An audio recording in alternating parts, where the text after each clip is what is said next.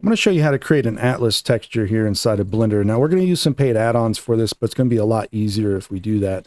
There's also going to be a free add-on out there that you can download if you want to help this process along. Now, if you're not sure exactly what's going on here, let me explain real quick. These are some models I've downloaded from Polyhaven, and I just appended them into this Blender file, and they all have their materials like so. So they're all going to have their own textures or texture sets, basically, right? So this is what's going on here. We have multiple textures. This is just looking at base colors right now. We're just clicking on them. But the main thing is there's also metallic roughness and normal maps as well. So PBR materials. And we want to combine all these into one texture. That's the main thing we want here, one texture set. And it's really hard to do this without add-ons. It's going to be a lot simpler if we do utilize those. So I highly recommend, if you have to start doing this kind of stuff to optimize for game engines, get these add-ons. It's going to help you out tremendously. Now, the main thing is that you could go through and start modeling tons of props very fast, one at a time, and knock out things like this very quickly if you wanted to. High to low poly bakes and the whole shebang. But later on, when you get into game engine, you'll realize each texture set adds draw calls. The performance gets worse. And also, these are 4K textures for each one of these, and we don't necessarily need that. So we want to combine them together and shrink down the texture size a little bit, perhaps, but still try to maintain a good texel density at the same time. So that's what we're going to go over through this whole process here. And we're just going to get into it now and kind of start off here with UV maps. We do have to create more UV maps. Obviously, these have all their own unique UVs like so, right? So you can see we got one there. Got one there, Alt Q to get between these. You can see what's going on. Press A to select everything. You'll get that. All right. But this is what we're going to do. We're going to take these and unwrap them of sorts. Now, the way we're going to do this is over here under data, object data properties, we have UV map, and they all have their own unique UV map, just like if you modeled these basically, right? This is where it's going to get interesting though. What we want to do is create a second UV map, but we want to do it to all of them. Now, Blender by default doesn't really let you do this. This is a problem. So there's an add-on you want to grab. It's called Batch UV Tools. Okay, you can get this off Gumroad. There's a link on my website if you want to grab it, or get a link to the Gumroad anyways. But here's the main thing. All we need to do is just make sure we're working on one at first. Okay, like the crowbar, for example. And we can click the plus sign right here, and we can just call this UV map 2 if we wanted to. All right. Now, if we select all of these other ones, it doesn't have that second UV. We shift select this one last, so it's the active element. You'll see UV map 2 is here. We have this button that is set or create, okay? This is important to understand how this thing works. It kind of does two things at the same time. It's either going to set a UV map or it's going to create it if it doesn't exist. So none of these, it exists. It's a little confusing, right? But if we shift select here, it exists here, so we set and creates on all of these, right? So now when we click that button, they all have UV map 2 with the same name. That's important here. You want them all to be named the same. And all of them are set now, basically. So you can see they're all piled up right here like so. What I want to do first is we're going to go into each one of these as separate objects real quick. And we're going to grab this island set for the crowbar and move it out. We're going to Alt Q to this one, grab all of this and move it out over here. Alt Q here, press A, move that out up here. Alt Q here, press A again, and we're gonna move this one out over here. Alt Q, A. It's a little bit repetitious. Alt Q, A, and G to move them. And so we've separated them all out. So now if we grabbed all of them and went into edit mode, you can see they're all pulled apart. This is kind of important because what we're going to be doing here is a little tricky when it comes to texel density. It's not too bad, but these need to be scaled first and foremost to the size that they should be if you're going to put them into a game engine. So, if this is a meter big, it needs to be set to a meter big. You want to have them all scaled appropriately because the add-on we're going to use now is called Text Tools. This is another add-on that you can get. It should be on the extensions, I believe, but if not, you'll find it on Gumroad. But the main thing here is that we can get into these, into edit mode. We can grab all of these islands and we can come down here to the Texel Density Checker. And what we're going to do here is we want to set the texture size of what we plan on using. So if we're going to end up using a 1024, right, we can do that. We can set it to 1024. Let's exit this image real quick so we don't see it. Now, notionally, what's going to happen is that this little square will be 1024 by 1024 pixels. We set it at 2048, it'll be a 2048, okay? And so once we've done this, what we can do is we can set the texel density now. So we can set it by the default settings here should work fine. If we want a 5.12 pixels per centimeter, right? Like this is what we're going to do. We're just going to click 5.12. You see how they all rescale and resize? If you want 10.24, we could use 10.24. Okay, so this is a very quick way of setting an exact or very precise texel density for your objects because it's going based off of the size of things, the image resolution, and then you're just basically scaling it now by these values. So we have exactly 5.12 pixels a centimeter, or very close to that for each one of these little island sets. And so here's the thing. If we want to manually combine all this together, we can do this. We can just press G, move these around, and place them like so. All right, and this is usually what's referred to as atlasing things, right? A lot of times you might have like a certain specific area you might be able to use inside of an image. So like you can imagine if this was divided in half, this would be 512 by 512 pixels right here if it was a 1024 image. So if you had restrictions, like each one of these could only use 512 pixels of texture space, like you could do things like that and scale them and place them and create your own atlases this way, right? In our case here, we could also just line them up. And if we had more props that we wanted to add to this, guess what we could do? We could just take these into here and add more props to our scene here in Blender and do the same thing to them, basically create those second UV channels and continue adding to this basically, right? And what you would end up with anyways is a lot of props on one texture sheet that's only going to be 1024 pixels, okay? And you can see we would end up with pretty precise texel density of 5.12 as well. In my case here, I think those are going to be a little bit too small. I would like them a little bit larger because different types of games, you might set different texel densities. If it's like a first-person shooter, you're probably going to use a higher resolution, not 512 necessarily, but you might use like 10.24 pixels a centimeter. Boom. And then, so you have that now. The only problem with this is if I go and try to do that same thing, we're going to run out of space now, right? So we have an option here. Like we can shift them around a little bit perhaps, but we have an option here that we either keep them separated for organizational purposes like we're doing right now, or we can kind of combine them all together as well. So that's what we're going to do is we're going to combine them all together. And let me just get these all going. Okay. In some cases, some of your assets, this doesn't work on like seamless textures necessarily. It doesn't work well with that kind of stuff. But if you have like tiled textures where they're seamless, that's a different story perhaps. And sometimes you want things that are overlapping to stay overlapping, right? So in the case of that, you would want to use the Pack Master add-on. In our case here, let's set this back to 10.24. And then we'll go over packing this now real quick.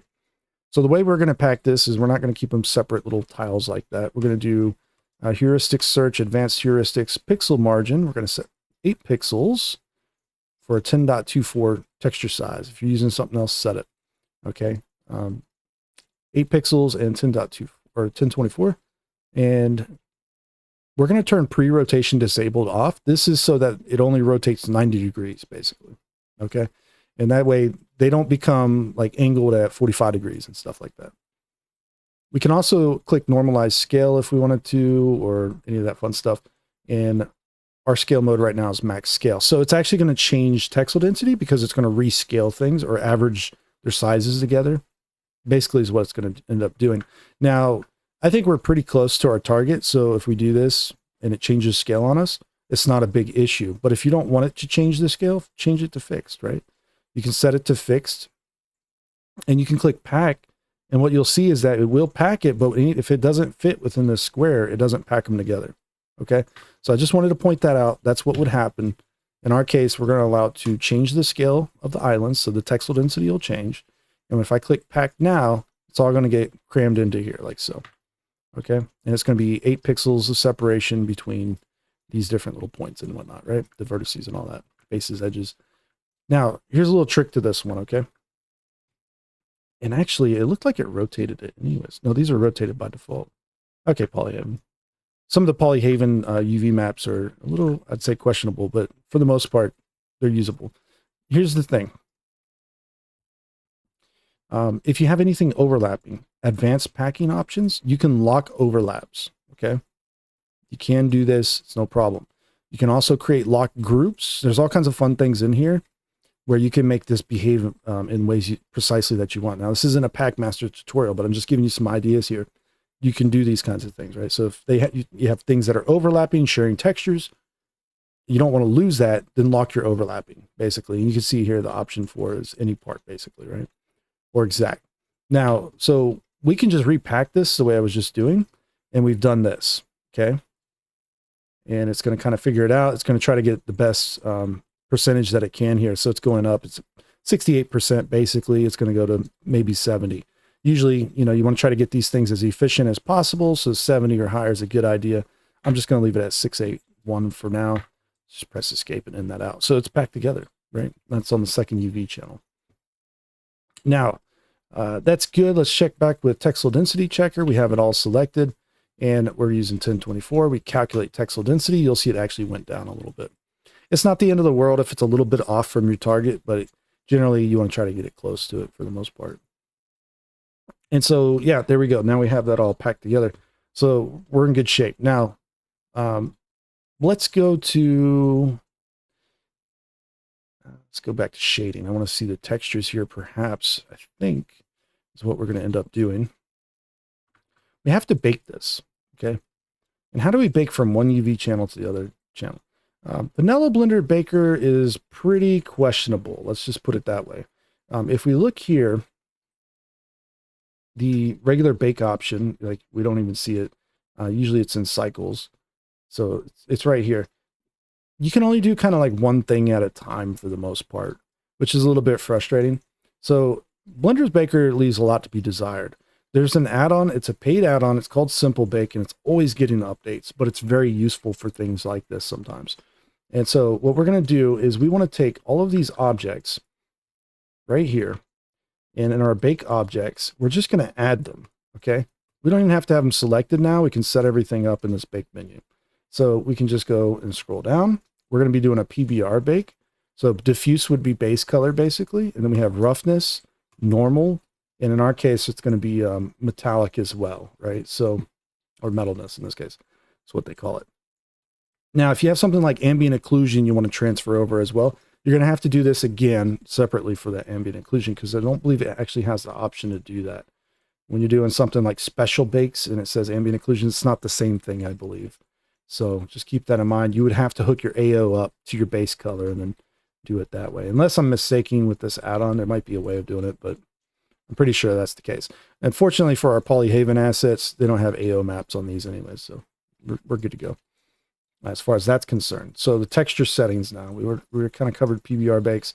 Special bakes is for cycles usually, and they're kind of different. Well, maybe not always cycles, but they're a little bit more unique cases, perhaps a lot of times. We're going to be doing a 1024, but if we were doing like a 2K texture, we just click +1. It goes to 2K, 4 or 3K, 4K in this case.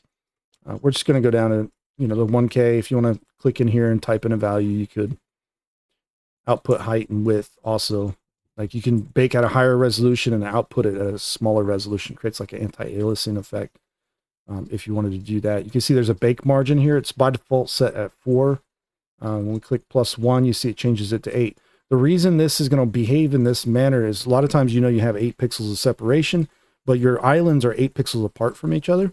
So they're going to kind of, when Blender bakes, it doesn't bake like the whole thing at one time. It bakes like each individual object into the same image. And then those are going to kind of push out their pixels one at a time. So you could overlap them if you're at 8. So you want to use halfway so they meet in the middle perhaps, right? So 4. And in this case, most of the default settings actually work out pretty well. There's just one thing that we do absolutely want to do is we want to save our file here before we continue. Props 1 in this case. I'll just resave my file. You can see when we do that, that's going to allow us to actually export our bakes and actually bake them out correctly. So otherwise it doesn't work for some reason. I don't know why. But export bakes, you can pick a folder. In my case, Here's my props folder that I'm working in. I could create a new folder. We could just call these textures, or create a textures folder. Except it's going to go in there. It uses a preset like naming convention as well. So that's something to keep in mind. And it's based off of, I believe, your Blender file name. I think that's how it works, but we'll see what happens here. We might have to set it too as well. All right, so we gotta go through these settings now. So a little confusing, but texture size here, and there's an anti-aliasing button if you want to try that. But we got our export format. It's going to export everything as 16-bit. This is going to cause problems in Unreal Engine possibly later on. Unreal Engine likes a lot of things at 8-bit. You might be able to get away with normal maps at 16-bit, but a lot of things need to be 8-bit basically. So you're going to have to convert these again later on if you do this. You could export twice where this is checked, where it's not checked. Really up to you, and then pick different maps to bake or whatever. Okay, and you can keep internal images after export as well. UV settings, auto detect UDIMs. We're not using UDIMs at all, so it doesn't matter. It's going to say if you want to restore your original UVs, keep that checked for now. We'll see how it goes. If I'm using the wrong settings here, I'll fix them in the video. But the main thing is that this should all be pretty good to go. Oh, here's your batch name. So this is going to be props, or whatever you want to call it, like garden tools or something. I don't know, or garage tools or something. So we're just going to call it props for now. GPU compute, image sequence, channel packing. We're not doing necessarily. You could do channel packing though, which is cool. If you don't know what channel packing is, but basically, you could set it up for like Unreal Engine or something. So like your red channel can be, usually it's like AO, and then your green channel, like you can do things like that. So for different game engines, you have different pack setups maybe. I feel like I'm missing something here. There's a button I forgot to press. I know there is. I just don't remember where it's at. Might be under PBR Bakes.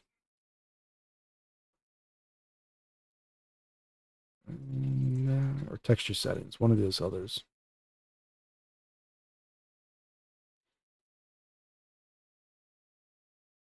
Yeah, we're not doing channel packing. Don't force normal maps for existing. No, we're trying to bake it all to one texture. There's actually an option for this real quick. Multiple objects to one texture set. Sometimes it's hard to see this thing. Might pull it out a bit. Yeah, multiple objects to one texture set. This is critical here. The texture set name is props, right? I'm curious which name it's going to use, because we had that other name we had put in here too. The batch name, right?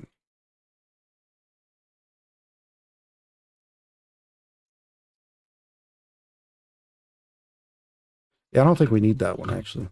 We'll see what happens. We'll leave that one gone. Okay. If all is said and done and good, these should all just bake out very easily, but we need to make sure of one thing here. For these UV maps, we want this to be the render UV map, okay? And this should be the one selected on all of these, okay? And with a little bit of luck here, this will work out just fine. We select, maybe we don't even have to select all of them because they're in the render settings here, right? And the baker. Yeah, so Simple Bake's a little confusing at first. It's hard to get used to. A lot of scrolling going on. You have a foreground and a background bake. If you do it in the foreground, it kind of freezes Blender up. If you do it in the background, you can work in Blender while it's baking. It kind of uses less cores or whatever the case. So basically, we should be good to go. What I'm going to do is we're going to go to that textures folder. And I'm going to click bake. And as it's baking, I'm going to bring it over here just to make sure I'm curious what the names are going to be. I want to make sure it's doing it correctly. Okay, it might be hard to tell what's going on here too. But it's baking one object at a time, and it's adding them all together on the images, basically. So this is why you need that 4 pixels of separation, basically. So it's going to push out each object as it bakes one at a time. You can see they're combining together. So it's going through each object like base color, roughness, metallic, well, so forth, until we get this going. So we got diffuse done, metalness is there, roughness, and now normal, and so on and so forth. This normal map is a little bit questionable though. I think it'll still work, but it looks a little bit rough. Maybe a little bit of anti-aliasing or something on it would have been nice, right? Nonetheless, we have all of these like this. For whatever reason, it switches the render mode back to solid. I guess that's just what it does. What I'm going to do is duplicate these out so I'm not destroying our setup over here. And all I want to do with these guys is select one, shift select it so that it's active. Come over here and we can delete their primary UV map. So we delete it with this add-on, and it's just going to get rid of that on all of them. So basically the only UV map now is going to be the one that we had created. And so in shading over here, what we can do is we can go ahead and set up a new material. Get rid of the, we only have to do this on one of them at first. Select the crowbar, we can minus it, click new. If you have the Node Wrangler add-on enabled, you select this, Principled BSDF, and then you hit Control-Shift-T. And this is going to set it up very fast. So we can go to our props, textures folder. You see how they have underscore, metalness, normal, roughness, diffuse. We should be able to select all of these and just click Principled Import, and it should set it up automatically. Okay. So base color will be the diffuse, and it's sRGB, so it's yellow, right? The other ones are gray, so these are going to be non-color, and the last one's a vector, which is going to be also non-color. And vectors are just directions, basically, like up, down, left, right kind of deals. So we have those in. If we go Z, Material Preview, and we look at our bake here, we'll see that we have this going on now. Looks terrible, right? So what is going on here with this? I think we have the old materials on them. Yep. So you can see that's happening. Let's grab these, shift select here, Control L, link materials, and there we go. All right. So now when we look at these, we can grab all of them, these ones.